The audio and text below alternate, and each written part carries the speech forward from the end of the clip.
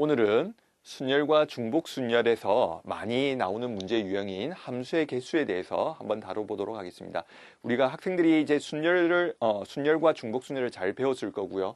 그리고 그것을 어떻게 적용시킬지에 대한 문제 유형입니다. 우리가 이제 함수의 개수에 대한 문제에서 먼저 학생들에게 하나 주의시켜 주고 싶은 이야기는 뭐냐면, 우리가 그 함수라는 단원에서 배웠던 내용들입니다. 그래서 항상 우리가 확률에서 경우의 수를 구하다 보면 그 이전에 배웠던 개념을 통해서 개수를 결정해야 되는 경우가 많이 있기 때문에 이전에 배웠던 개념들을 정확하게 이해해 놓으시는 게 중요할 것 같습니다. 우리가 이제 표현을 보면 x와 y란 두 집합이 있는데 x의 원소의 개수가 a개고요. y의 원소의 수가 b개입니다. 그리고 x에서 y로의 함수 f가 정의된 상황에서 함수 f의 개수는 b파이 a라고 해서 b의 a승. 자, 우리가 저 공식이 나오는 과정을 한번 생각해 보시면 개수를 구할 때는 그냥 중복순열이라고 외우신 학생도 있겠지만, 생각을 해보면 a개의 원소가 있는데 각각의 원소에 대해서 선택이 b개씩 있는 겁니다. 그러니까 곱의 법칙이 적용된 거겠죠. 그래서 첫 번째 원소에 대해서도 b개의 선택이 있는 거고요. 우리가 첫 번째 원소에 대해서도 b개의 선택이 있는 거고요. 두 번째 원소에 대해서도 b개의 선택이 있고 해서 쭉 가서 끝까지 b개의 선택이 있는데, 이런 게 a개가 존재하겠죠.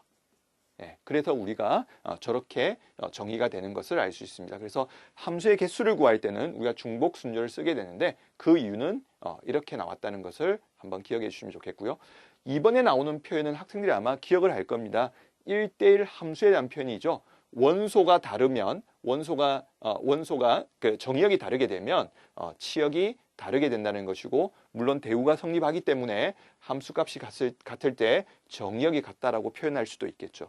이런 조건이 주어지는 1대1 함수의 개수를 구하라고 할 때는 우리가 순열을 이용하게 됩니다.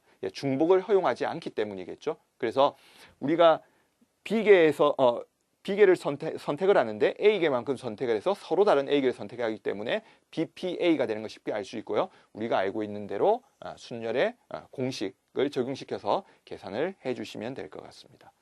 자, 그럼 우리 문제를 통해서 한번 확인해 보겠습니다. 두 집합이 있는데, 자, 1, 2, 3이 있고요. 간단하게 한번 그려보겠습니다. 자, 여기에 A라는 1, 2, 3이 있고요. 자, 1, 2, 3, 4가 있습니다. 그죠? 학생들도 문제를 풀 때 그냥 눈으로만 하지 마시고 한 번쯤 상황을 그림으로 묘사해 보는 것도 좋을 것 같습니다. A에서 집합 B로의 함수의 개수를 구하니까 1에 대해서 선택이 4가지가 있고요.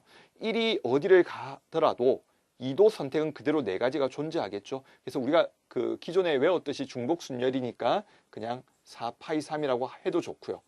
아니면 방금처럼 우리가 선택의 과정을 보시면 4가지, 4가지, 4가지, 4가지까지만 하면 되겠죠. 그죠? 그래서 4의 3승. 이렇게 계산이 되어지는 걸 확인할 수 있을 겁니다. 그죠? 그 다음에 이제 2번의 경우는 A에서 집합 B로의 1대1 함수의 개수이기 때문에 우리가 1대1 함수가 돼버리면 지금처럼 1이 2로 선택한 다음에는 2를 제외한 다른 것을 선택을 해야겠죠. 그래서 우리가 이제 순열의 편으로 쓰면 4P 3이 될 거고요. 그죠? 우리가 이제 한번 확인을 해보면 첫 번째 1의 선택이 4가지였고요. 2는 2를 제외한 선택이니까 3가지, 2가지가 되어서 같은 표현인 거 확인할 수 있을 겁니다.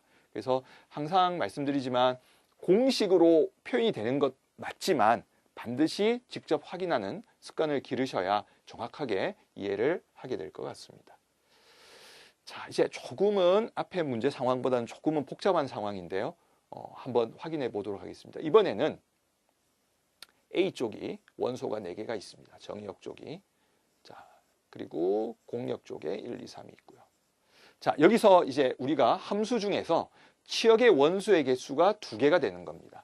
자, 현재 공역이 3개가 있는데 치역의 원소는 개수가 2개가 되는 거기 때문에 정의역으로부터 선택된 원소가 2개만 존재하겠죠.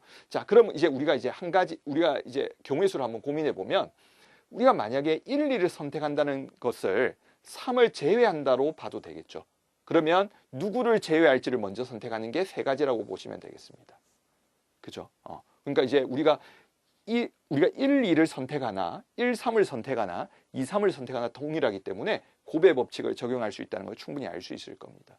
자, 그러면 이제 1, 2가 선택됐을 때, 자, 1의 입장에서는 두 가지, 2의 입장에서 두 가지. 그래서 우리가 함수를 정의하기 때문에 이때는 중복순율을 적용시키면 되겠죠. 그래서 2파이 4 아니면 2의 4제곱 써주시면 되겠죠. 근데 여기서 문제가 생기죠. 뭐가 문제가 생기냐면 1이 1로 가고 2도 1로 가고 3도 1로 가고 4도 1로 가는 선택의 순간이 나올 수가 있겠죠. 이런 경우는 우리가 제외를 시켜주셔야 됩니다. 그러면 전부 다 1로 가는 경우, 전부 다 2로 가는 경우를 제외시켜 주셔야 되니까 두 가지를 제외를 시켜줘서 3에서 42가 되겠죠.